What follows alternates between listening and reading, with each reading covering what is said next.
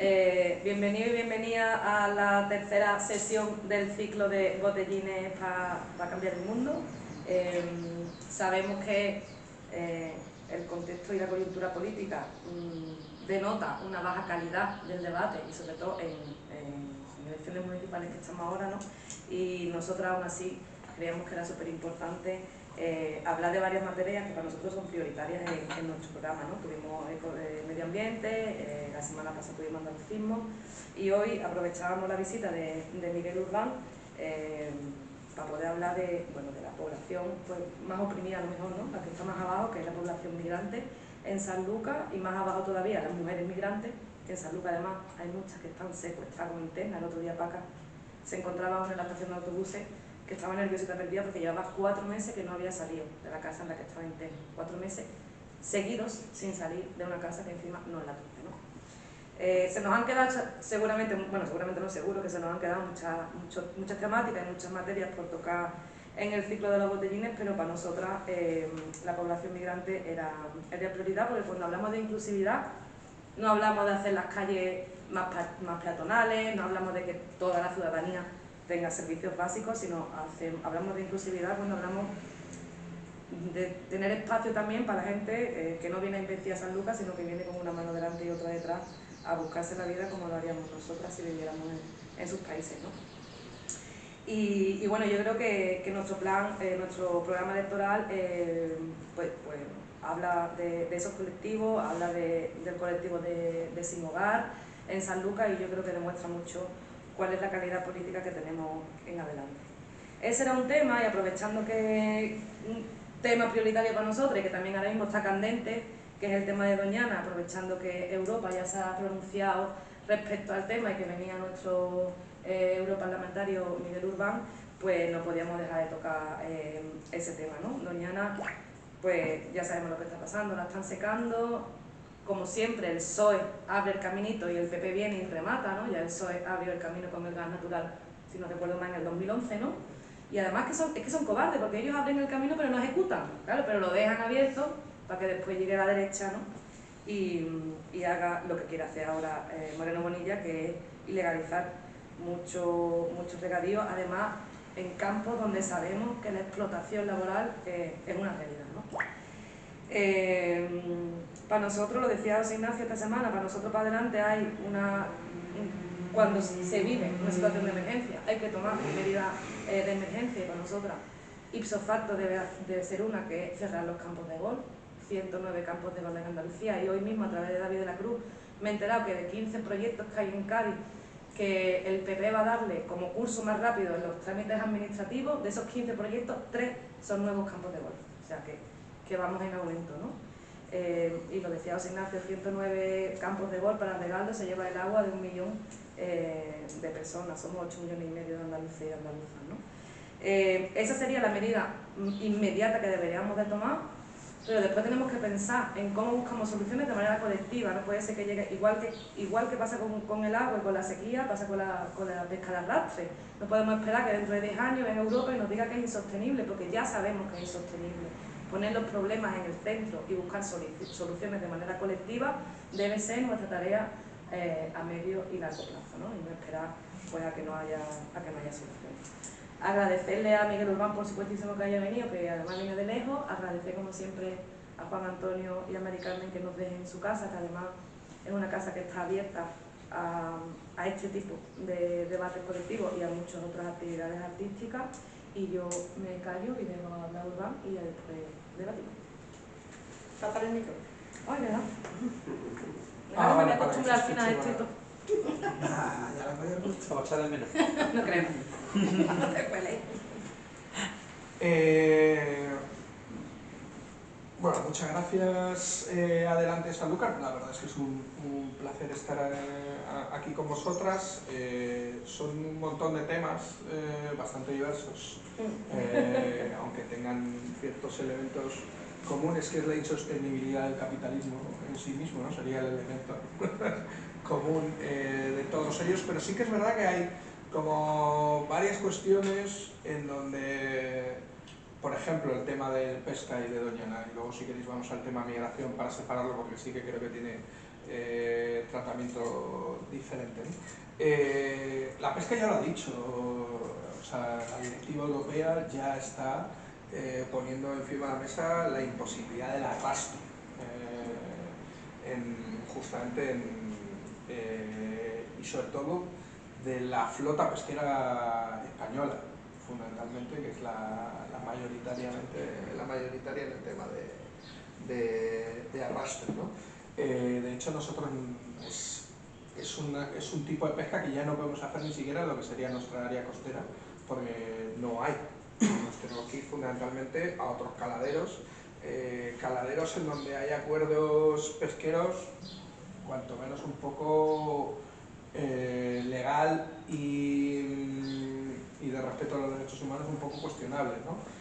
La cuestión del Sáhara, el propio Tribunal Europeo el Tribunal Europeo ha declarado ilegal en 3 ocasiones, ahora se ha vuelto a recurrir por parte de la Comisión Europea y lo que sabemos es que seguramente en septiembre volverá, ya no habrá más apelaciones, será ilegal porque se está negociando con un país ocupante, lo cual, según el derecho internacional, es un crimen de guerra. O sea, lo digo para que veamos la importancia de la situación. Yo he estado en Mauritania, he estado en Senegal estudiando los acuerdos pesqueros europeos, una auténtica barbaridad, ¿sabes? Y está muy ligado con el tema de la migración. Luego, si queréis, le podemos dar una vuelta a esto, ¿no? Pero que este modelo ya está, ya justo fue las elecciones andaluzas últimas, cuando se votó sobre el tema, un poquito antes, del tema de arrastre. Lo digo porque los de Izquierda Unida y demás nos amenazaron, recuerdo, ¿sabes? Izquierda Unida nos amenazaron que aquí íbamos a votar, ¿no? Porque a lo mejor lo filtraban a la flota andaluza de pesca el voto que íbamos a tener en eso, ¿no? ¿Sabes? Era curioso, ¿sabes? Fue un voto interesante en ese sentido. Y el tema de Doñana, ¿no? Al final, cómo la sobreexplotación sin ningún tipo de regla y de norma de nuestros fondos marinos está acabando totalmente con la biodiversidad y nos tenemos que ir a hacer arrastre a otros mares porque aquí ya no queda nada, y el ejemplo del acuífero de Doñana es 3/4 lo mismo. Como al final la sobreexplotación de frutos rojos en la región de Huelva es una de las partes del problema, no es el único problema. También lo digo porque muchas veces solo ponemos, pero todo lo que es el agua que tendría que llegar al acuífero se lo van secando en otras muchas partes del camino antes de llegar a los propios frutos rojos. Algo que es incomprensible, y yo solo lo entiendo desde una cuestión electoral por parte del PP. Yo no creo que el PP vaya a llegar a legalizar los pozos. O sea, yo no creo que vaya a aprobar la ley como está. O sea, no lo creo porque hay una sentencia del Tribunal Europeo que no es, ni es cuestionable ni es interpretable. O sea, deja muy claro lo que no se puede hacer en Doñana, esto no se puede hacer, y yo lo entiendo más como un juego electoral del Partido Popular. Ellos sacan esta ley previo a las autonómicas y ahora lo sacan previo a las municipales. Y creo que es en torno a ganarse a un electorado de una zona muy particular en donde históricamente había ganado el Partido Socialista. Y que ganaba el Partido Socialista, pero podrían votar a Vox sin mucho problema, ¿eh? O sea, era más un rollo más cacique, ¿sabes?, que ideológico hacia el Partido Socialista. Creo que así lo está utilizando el PP y Vox, porque hoy se estaba, no sé si lo visteis, si habéis visto la rueda de prensa, el propio responsable de medio ambiente de la Junta, que se ha ido hoy a reunir con el comisario de Vicius sobre esto. El comisario le ha dicho, ¿cómo hagan esto? les vamos a dar hasta, pero que nos lo ha dicho a nosotros. O sea, una delegación de Adelante Andalucía estuvo en el Parlamento Europeo, nos reunimos con la misma dirección general con la que se ha reunido ahora mismo el director de Medio Ambiente, el consejero de Medio Ambiente, y nos dijeron lo mismo. Lo que pasa es, y el PP decía, no, Europa nos ha dicho que hasta que no se apruebe no pueden hacer nada. Claro, porque no pueden legislar sobre un futurible. Tienen que legislar sobre un hecho consumado. Hasta que no haya ley, no hay sanción. Lo que te han dicho es, si hay esta ley, hay sanción. ¿Sabes? Que van a pagar todos los andaluces y todos los españoles. ¿Sabes? O sea, que no lo va a pagar el PP, ni lo va a pagar el consejero. O sea, que que va a ir del dinero de todas y de todos, ¿no? Yo creo que eso es una cuestión que muchas veces juegan muy alegremente porque no va directamente a su bolsillo, porque estarían prevaricando porque saben que no lo pueden hacer. Esto es un elemento también importante. Sí, casi se nos lleva. Es que viene ahí arriba de la puerta. Sí, es Pepín.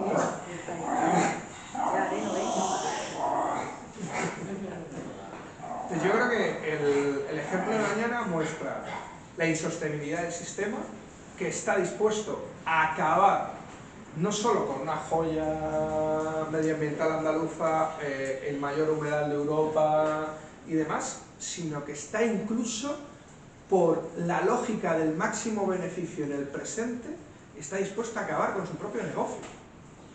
Porque algo que no se ha puesto mucho el acento, que es curioso, es que las 11 principales distribuidoras de alimentos de Europa, con los 7 supermercados más importantes de Europa, han dicho que no van a comercializar frutos rojos de Huelva si se aprueba esta ley.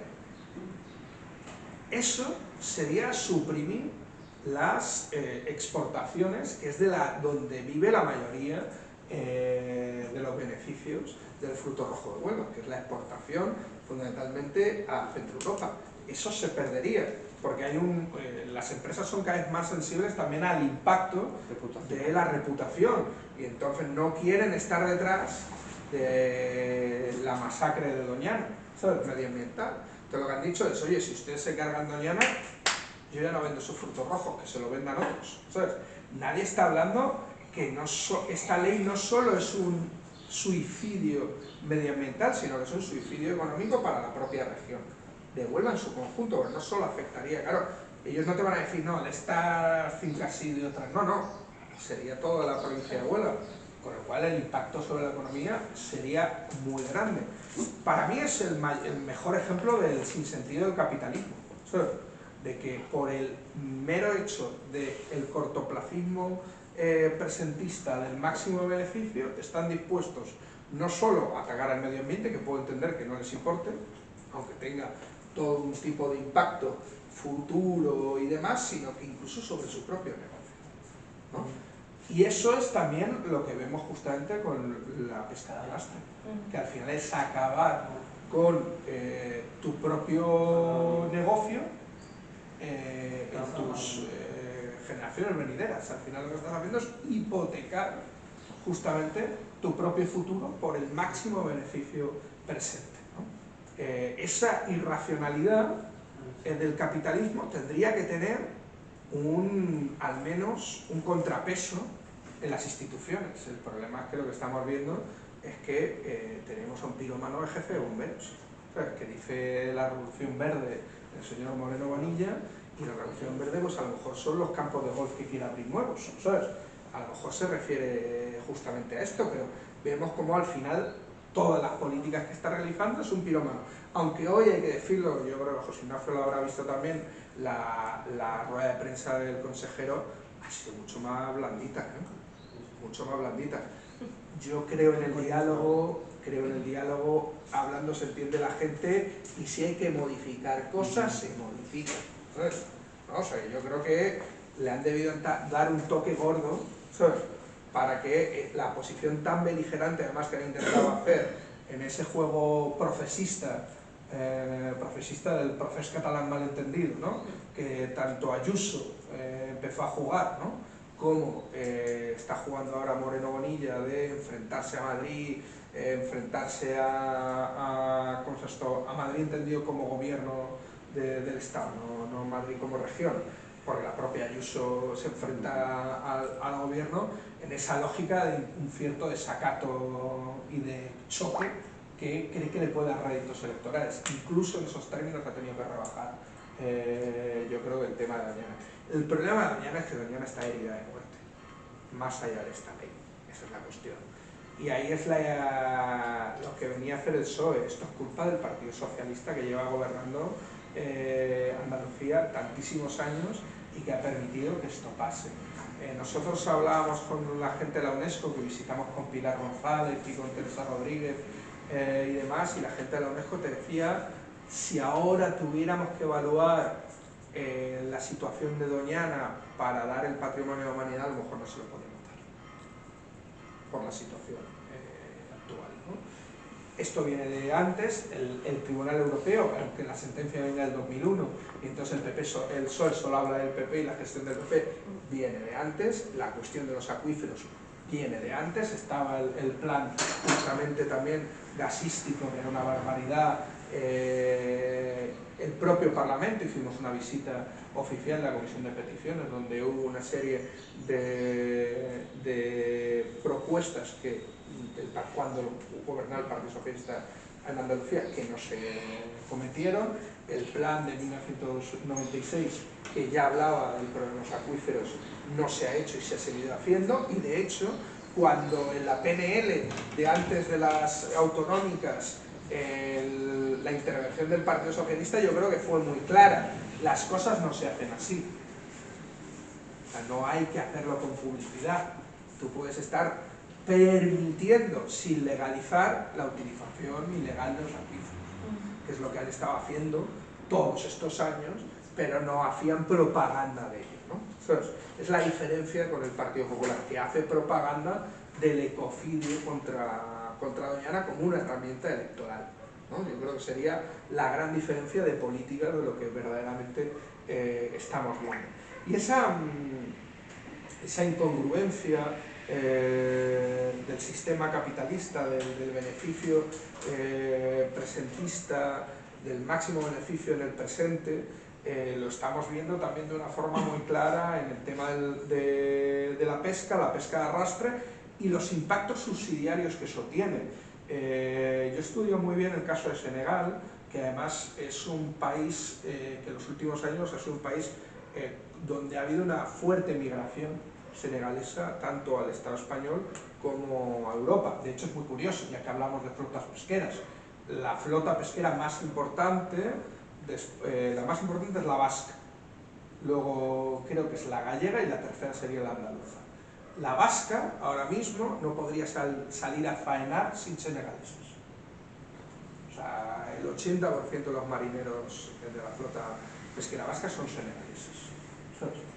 Claro, estamos hablando de que en Senegal hay más de 2 millones de puestos de trabajo directos vinculados a la pesca. A día de hoy. Antes había 3. Antes, cuando lo digo, es el 96. En 96 hay un estudio muy interesante, demuestra cómo es la relación entre los flujos migratorios senegaleses y el impacto de las medidas y las políticas económicas y comerciales de Europa sobre Senegal. Primero, todas las medidas de ajuste estructural en el campo, lo que fue el FMI y el Banco Mundial, sobre todo el FMI, principios de los 90, mediados de los 90, ahí empiezan las primeras olas de migración, fundamentalmente del campo a la ciudad y luego de la ciudad hacia Europa, con todo un tema de privatización de tierras, todo el tema de acaparación de tierras, eliminación de agricultura tradicional, destrucción del tejido productivo y de subsistencia en muchos casos de muchas poblaciones, que obligaban, sobre todo a la gente más joven, a tener que emigrar a la ciudad y de la ciudad a Europa. Y luego el impacto en la zona costera de los acuerdos comerciales y de los acuerdos pesqueros con la Unión Europea. Ahora mismo nosotros estamos pagando, digo nosotros, los estamos pagando entre todos con dinero público, por cierto, 2,5 millones de euros al año pagamos a Senegal para que nos abra su lo que sería no sería espacio, pero vamos, nos permita pescar en todo lo que sería sus aguas territoriales, ¿no? 2,5 millones de euros es una mierda absoluta. Creí que te habías equivocado, que eran No. Yo cuando me lo dijeron pensé que me... Dije, hostia, era para el bolsillo de alguien, ¿no? Se habrán equivocado, ¿no? Yo creo que por debajo para el bolsillo y para otros fines. Además es muy interesante ver cómo en Senegal hay una competencia interimperialista fuertísima entre China, que es el nuevo imperialismo emergente en África y neocolonial, en donde los chinos son mucho más inteligentes, digo más agresivos incluso que los europeos. Los europeos lo que hacemos normalmente es nos tenemos que lavar siempre la conciencia, ¿no? Hacemos como acuerdos pesqueros, con grandes cláusulas de derechos humanos, medioambientales, ninguna de esas cláusulas es vinculante, ninguna de esas cláusulas se cumple, pero en los papeles nosotros ponemos que vamos a hacer un estudio oceanográfico para asegurar que los peces se renuevan, que no sé qué, todo eso nada se cumple, ¿no? Los chinos no, los chinos cogen y dicen, a ver, este barco era chino, pues ahora es senegalés. Y como barco senegalés puede pescar en aguas territoriales senegalesas. Si tú vas al puerto de Dakar, que es una pasada, ¿sabes? Y ves un montón de barcos, todo con letras chinas, con banderas senegalesas, ¿no? ¿Sabes? O sea, claro, de hecho la Unión Europea se quejaba, ¿no? Te decían, no, mira, es que los chinos son peores, o sea, no te decían, nosotros no hacemos bien las cosas, ¿no? Te decían que los chinos aún son peores que nosotros. Entonces esa era su única lógica, pero el impacto desde el primer acuerdo pesquero en el tema de los flujos migratorios es muy importante. Yo tengo un buen amigo que al final terminó siendo diputado por Unidas Podemos en la Comunidad de Madrid, Salim Valle, que él era pescador.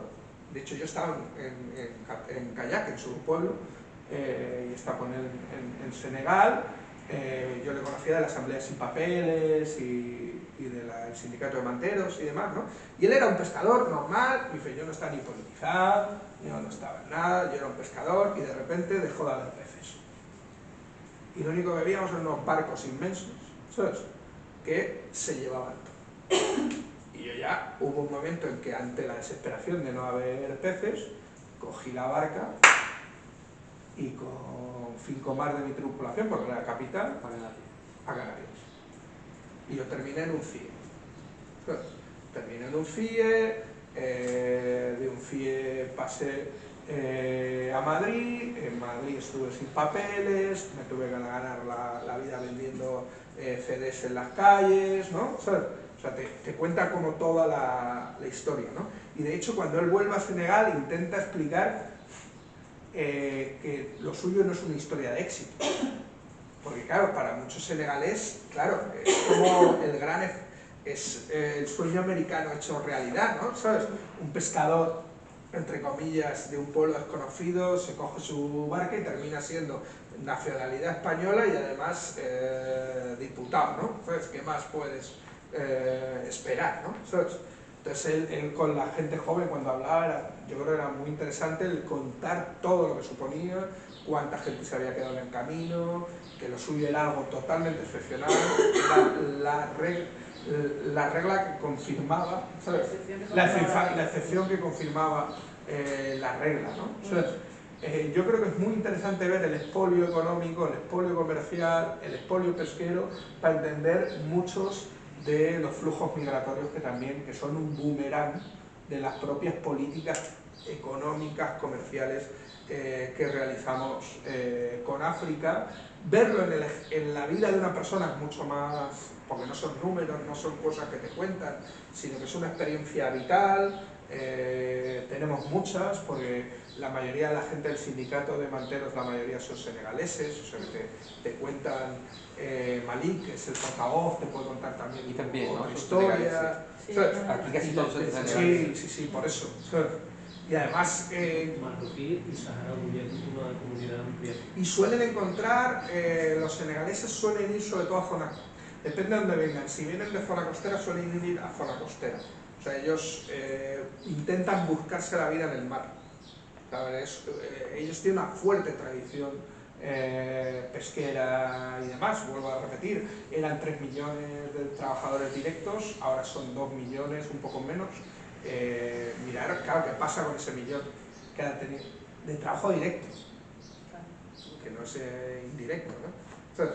Yo me reí porque al final en su pueblo terminamos bañándonos en el Atlántico, ¿sabes? Y vi un montón de peces, ¿sabes? Y dije, sí, macho, esto está lleno, ¿sabes? Y dije, ¿por qué te crees que venís a pescar aquí? No, pero digo porque a mí me llama la atención, que es algo que tú te metes aquí en la playa y no ves a peces que te rodeen, o sea, que te llama la atención, ¿no? Y él me lo dijo muy claro, ¿por qué te crees que venís aquí a pescar? Pero así es como tendría que ser antes, ¿no? También donde vivís vosotros, ¿no? Entonces, yo creo que ejemplifica muy bien ese impacto, ese efecto boomerang que las políticas comerciales y económicas depredadoras, extractivistas del capital y de la Unión Europea generan. Pero que ya hay que ver que además de la Unión Europea empieza a haber otros actores, también dentro de África, que yo creo que es muy interesante, el tema de China, Rusia, Turquía también tiene un impacto muy fuerte, por ejemplo, en Senegal. O sea, el aeropuerto de Senegal lo ha hecho enteramente Turquía, pero se empiezan a meter mucho con el tema de harina de pescado, ya que empezamos a hablar. Ahora mismo la gran competencia es China, España, Turquía en temas de harinas de pescado. Harinas de pescado para peces, para piscifactorías, para las gulas estas, o sea, para un montón de cosas. Entonces, subproductos, que lo que hacen es que la harina de pescado, lo que hacen es pillar todos esos pececitos pequeños que nosotros veíamos que nos sirven para... Y los despojos de la preparación del pescado. Y los despojos y demás, pero sobre todo que es mucho más criminal, nos dicen, porque acaban con a lo que llega el barco tradicional. O sea, lo que te decían en Senegal, nosotros no podemos competir contra los grandes arrastreros europeos porque ni siquiera nosotros llegamos a tan lejos con ellos, sino que además con lo que nosotros podíamos llegar es donde ahora está haciendo más daño el tema de la harina de pescado. Y ya por colmo es que se ha encontrado en San Luis, ya al norte hacia Mauritania, se ha encontrado petróleo y gas, y entonces están poniendo las estas como para trabajar, ponen una luz súper potente, hace que los pescados vayan ahí como locos. Entonces han perdido la mayoría de los bancos de peces, de los pescadores van hacia allá y el ejército ha terminado disparándoles. El otro día me mandó un vídeo Serín de que les están disparando directamente para que no se acerquen a las instalaciones petroleras y gasísticas y tal. Entonces, esa es la situación que generamos en nuestros vecinos más cercanos, ¿sabes? Por no hablar del Sáhara, que sería otra harina que cortar. Simplemente hay un dato que para mí me llamaba mucho la atención, un informe que presentamos, que realizamos en Europa y que presentamos entre otros sitios en el Parlamento de Andalucía, que era que, y esto lo decía el Tribunal Europeo de Justicia, sin el dinero de las empresas europeas que participan del expolio de los recursos del Sáhara, Marruecos no tendría capacidad económica para mantener la ocupación. Yo creo que para mí es un dato demoledor. O sea, y entonces decía el tribunal, las empresas europeas y por ende la Unión Europea es cómplice y directo del mantenimiento de una ocupación ilegal. Por eso nosotros declaramos ilegal el acuerdo comercial, el acuerdo pesquero y el acuerdo agrícola, porque no podemos ser cómplices del mantenimiento de una ocupación ilegal según el derecho internacional, ¿no? Eso es lo que viene a ser la base así de la sentencia, porque lo que dice la sentencia es que se tiene que preguntar al pueblo saharaui para que dé su aceptación, y que además el pueblo saharaui es el que tiene que ser el beneficiado de los beneficios que dé del usufructo del expolio de los recursos naturales. Claro, entonces lo que hicieron fueron unas consultas farsas, ¿sabes? Y por eso la sentencia última lo que decía es no, el legítimo representante del pueblo saharaui es el Frente Polisario. Por ejemplo, una cosa que planteó el BNG, porque el BNG, claro, tiene mucha relación con la flota pesquera gallega, y hay mucho choque, claro, los armadores gallegos le decían, oye, ¿cómo que vais a votar en Europa en contra del acuerdo pesquero? En Navantia, en Cádiz también hubo que superar contradicciones, es que... Espera que te lo voy a explicar yo en las urnas, ¿sabes? Decían las comunidades. Entonces... Nos lleva al principio con el tema de Doñana y de los pozos... Por eso, o sea, al final es lo mismo. Pero el BNG tuvo un subterfugio que no era este. No, si nosotros estamos por un acuerdo pesquero, queremos negociarlo con el Frente Polisario, que es lo que dice el concepto, el acuerdo comercial. Hay la sentencia del Tribunal Europeo. Si nosotros somos más cumplidores que nadie, o sea, queremos que puedan pescar, pero que puedan pescar en torno, respetando el derecho internacional.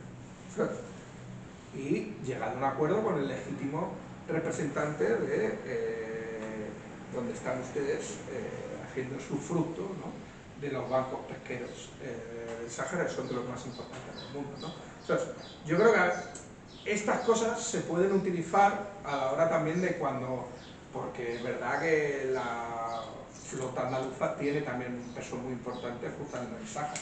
Entonces, a la hora de discutir, de hablar, de dialogar también no solo con armadores, sino con los propios trabajadores y con las propias regiones que viven del impacto de esto, yo creo que es importante, igual que lo de Navantia. ¿Sabes? Al final lo de Astilleros, que nos vemos mañana con ellos, por cierto, ¿sabes? La cuestión no es, para mí la cuestión no es si corbetas o no. Creo que es un debate equivocado. O sea, hay que asegurar el trabajo para una empresa pública, ¿sabes? Incluso hay que asegurar que haya futuro para la región, pero eso no puede pasar por la violación de los derechos humanos en terceros países. ¿Sabes? Ya está. Entonces, claro, al de Navantia no hay que decirle, no, tú no vas a fabricar corbetas, no, tú no vas a fabricar nada que viole los derechos humanos, pero vas a fabricar. Eso para mí es el elemento clave. Luego, porque muchas veces nos meten en un como que nos acorrala en un debate que no tiene sentido. O sea, que no tiene sentido. O sea, y yo creo que lo que hay que hacer es salir de eso. Por eso a mí lo de la respuesta del BNG me parecía buena. No es que no queramos que usted no pesque, sino que lo hagan respetando el derecho internacional, porque es que si no les van a multar. Si no, es que a lo mejor no lo van a poder hacer. Por cierto, el acuerdo pesquero caduca ahora en junio y no se puede renovar. Con lo cual, lo que está dejando verdaderamente sin una alternativa a las regiones que dependen de la pesca en el caladero del Sáhara es la opción sumisa con Marruecos, del gobierno de España, de la Junta y de la Unión Europea, que al final manda leche. O sea, que parece que sería lo contrario, ¿no? El defender al Sáhara, lo que nos podría dejar. No, el no defender al Sáhara nos deja ante la imposibilidad de poder tener un acuerdo pues, satisfactorio para ambas partes, ¿no? O sea, aunque a día de hoy ninguno de los acuerdos pesqueros satisfactorios para el sur. Eso hay que tenerlo también claro. Habría que reformular totalmente los acuerdos tal y como los tenemos ahora mismo. Pero hay que decir, y yo creo que es brutal, China es la más importante, pero después de China viene la Unión Europea. Utilizamos prácticamente el 80% de los recursos pesqueros mundiales. sea que es una salvajada. Eso pone en cuestión también la forma en que nos alimentamos. Claro, totalmente. Que es insostenible. Pero vamos, como vivimos en el eterno presente, ¿sabes? Y de hecho, para mí alguna gente te dice, ¿por qué crece la extrema derecha? ¿No? Porque es una de las grandes cosas que a mí me ha obsesionado y estudio, ¿no? Justamente por esta lógica del presentismo constante del capitalismo, ¿no? Que hay un miedo al futuro. O sea, hacía mucho tiempo, hasta hace poco, no había miedo al futuro, porque teníamos claro que íbamos a vivir mejor que nuestros padres. Eso sí estaba como en el subconsciente de la gente, ¿no? Por lo menos hasta los 80, 90, podríamos decir, que sí que pensábamos. Ese miedo al futuro hace que la única respuesta que nos dé cierta tranquilidad y seguridad sea una respuesta reaccionaria de la extrema derecha. No, vamos a recuperar el pasado. Como si pudiéramos volver hacia atrás, como si vamos a recuperar la burbuja inmobiliaria, vamos a recuperar ese capitalismo sin frenos. Es que eso no es posible ya. Y entonces, yo comprendo que para una amplia parte de la población, que cada vez tenemos más miedo al futuro, sea más satisfactorio una respuesta fácil en donde dice, no, nosotros sí que te vamos a volver a ese pasado en donde podías tener aspiraciones de vivir mejor. Y vamos a parar el flujo migratorio. Y eso lo vamos a hacer a cambio de que solo sean, porque hay un autor alemán que es muy interesante, Kotzix, que habla de que el imperialismo actual ya no solo es un imperialismo depredador de recursos, sino que también es un imperialismo defensivo. Es un imperialismo que lo que intenta es aislar las pequeñas islas del bienestar que todavía quedan, expulsando y defendiéndose de pues, las partes de la humanidad superfluas, ¿no? ¿Sabes? Que no entren. Eso es la Europa fortaleza. Y lo más interesante de las políticas, de la necropolítica migratoria, no es que no conozcamos sus consecuencias. Yo creo que nadie puede negar que sabe las muertes en el Mediterráneo, las muertes en las vallas, las muertes en los desiertos, nadie lo puede negar, pero lo aceptamos. Estamos asumiendo una aceptación de la violencia y de la muerte muy desigual, por cierto, porque asumimos la violencia del Estado racista hacia las personas migrantes, esa masa de población superflua, ¿vale? Pero, por ejemplo, se queman 2 contenedores en la naval y traen un tanque. Y la gente ve la violencia obrera como algo imperdonable. Cuando eso en los años 80 no pasaba. O sea, lo digo para que veamos cómo la percepción de la violencia cambia tanto. O sea, somos tan tolerantes con esa violencia necropolítica, racista, ejercida por el Estado, y somos tan intolerantes ante la violencia como expresión de acción colectiva en defensa de unos derechos que puede ejercer un colectivo particular, ¿no? Ya sea los trabajadores de Navantia, ya sea alguien que defiende un centro social ocupado, ya sea un colectivo antirracista que lucha contra una manifestación de odio de la extrema derecha. Ante eso hay una intolerancia a la violencia brutal. El miércoles viene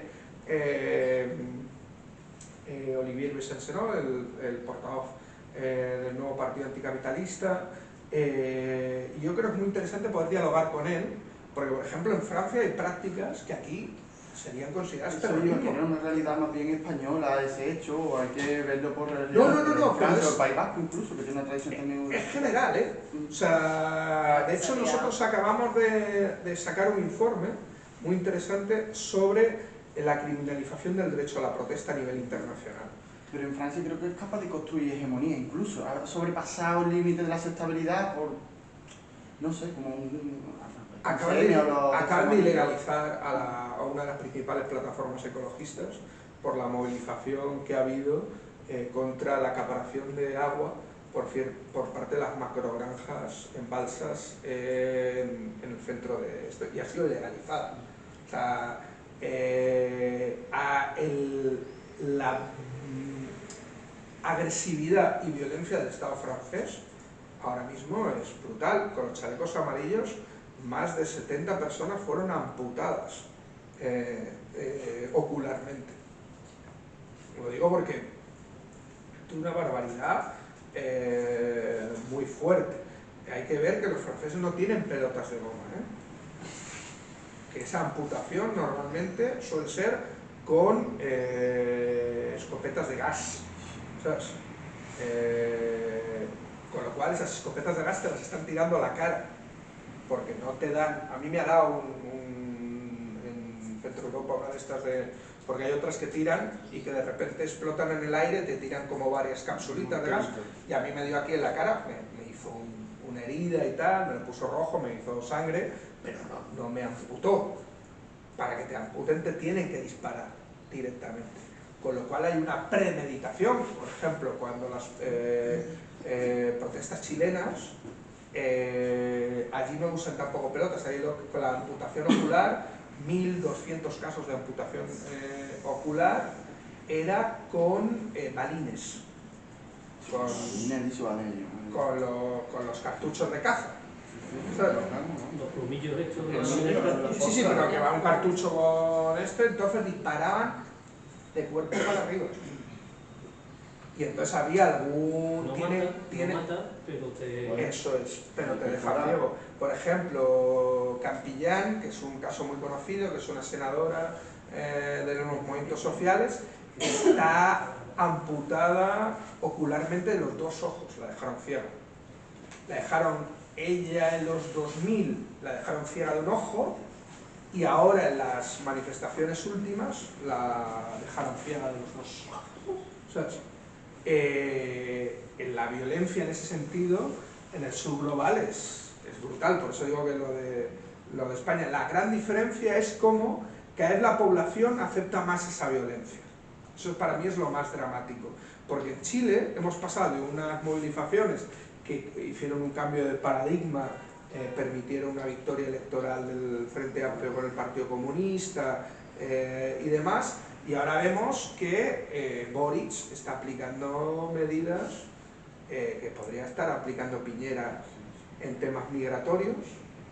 Si vamos al tema migratorio, que para mí es la auténtica... ¿os acordáis ese anuncio de Mr. Proper, ¿no? El algodón de Mr. Proper. Pues el algodón no engaña, ¿no? La prueba del algodón no engaña. Pues la prueba del algodón con los temas migratorios para mí no engaña. Para ver qué políticas de izquierdas están dispuestas... O sea, qué políticas de izquierdas se pueden hacer dentro del sistema. Sin entrar en conflicto con el sistema. ¿No? Pues...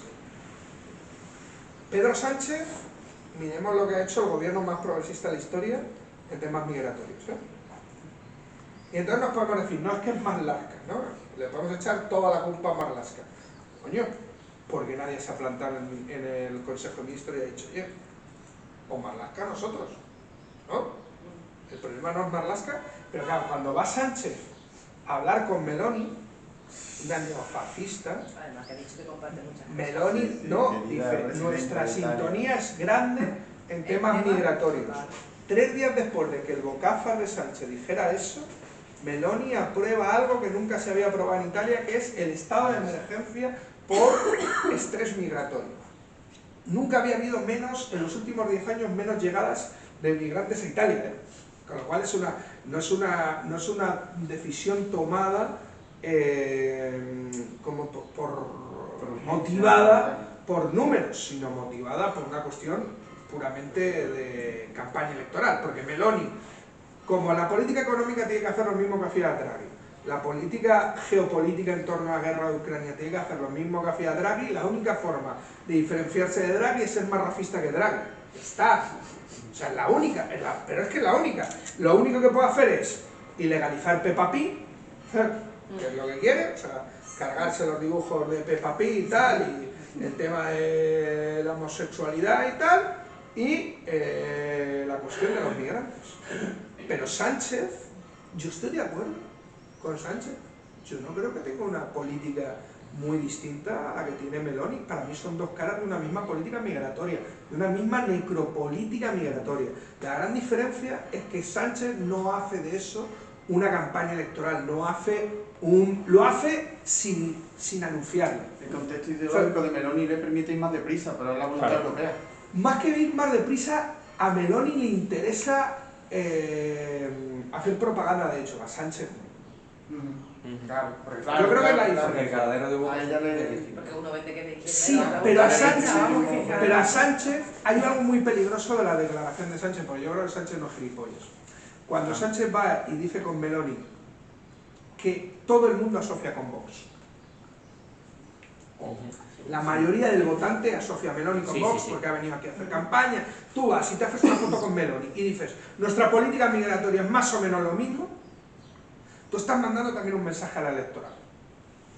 Y estás mandando un mensaje de que, ¿para qué vais a tener que ir más a la derecha si yo doy lo mismo? Pero además os dejo la cabeza tranquila que no sois de extrema derecha. Y además lo dice también porque ya no pesa electoralmente en su contra.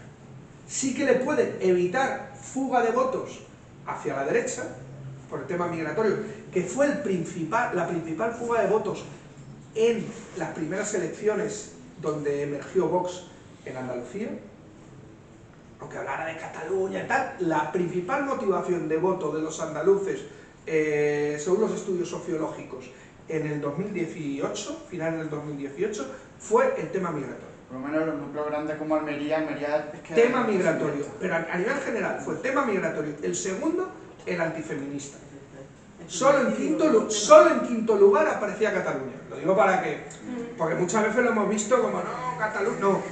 Quinto lugar, tema migratorio lo primero. Cuando Sánchez hace eso, está mandando un mensaje a su electorado. Y lo peor es que no le pesa hacia la izquierda. ¿Alguien va a dejar de los que votan a Sánchez de votarle por la foto con Meloni? No. ¿Qué ha pasado con los 40 muertos y 70 desaparecidos en la valla de Melilla? A mí se me ha caído la cara de vergüenza. Y lo tengo que hablar. Como nos están grabando no puedo hablar tal, pero vamos a ser claros.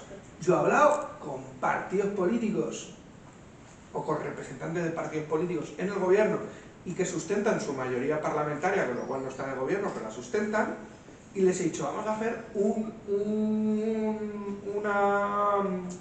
una declaración de cargos públicos pidiendo la dimisión de Marlaska a los 3 días de pasar. Esto es una auténtica aberración, ¿no? Y de un partido que no está en el gobierno, pero sí lo sustenta, en su mayoría electoral, me dice, no es el momento. Hay que ver, hay que hacer una investigación, hay que ver qué ha pasado. Tiene 40 muertos y 70 desaparecidos, que las imágenes son brutales. Si fuera Zoido y estuviéramos hablando del Tarajal, estaríamos pidiendo una investigación, tranquilidad, vamos a ver qué es lo que pasa, no. Eso para mí ha sido brutal de entender que los derechos humanos se tienen que defender, gobierne quien gobierne, y aunque sean los tuyos.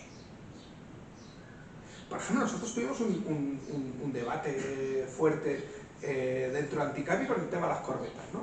Nuestra gente pensaba que en las declaraciones de un compañero nuestro, que da la casualidad que temporalmente es alcalde, se equivocaba, ¿sabes?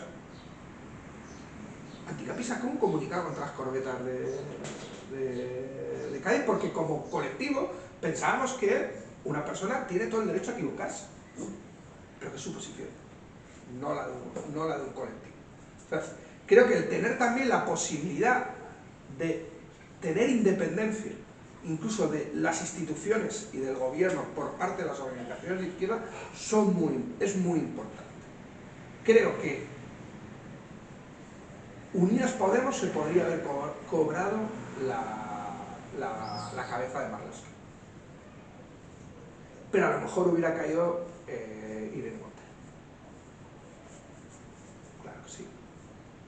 Cuando tomas una decisión, y más en el ajedrez, No me toca a veces una pieza por otra, Pero como O sea, trueque, dices tú, ¿no? ¿eh? Como trueque, ¿no? No como trueque, sino que justamente Si me obliga el a- peor momento de Marlaska coincide con el peor momento de Irene Montero, y de hecho hubo la posibilidad de una reprobación a Marlaska, que Unidas Podemos votó en contra, a cambio de PSOE votar en contra de la reprobación de Irene Montero, por el tema de la ley solo sí o sí, ¿no? O sea, es que yo no creo que habría que reprobar a Irene Montero por la ley de sí o sí. Otra cosa es que creo que Unidas Podemos se equivocó en su defensa de la ley sí o sí. Yo creo que tendría que haber hecho una defensa antipunitivista, ¿sabes? Y no caer en la lógica del populismo punitivo, porque ahí la extrema derecha siempre te va a ganar, joder.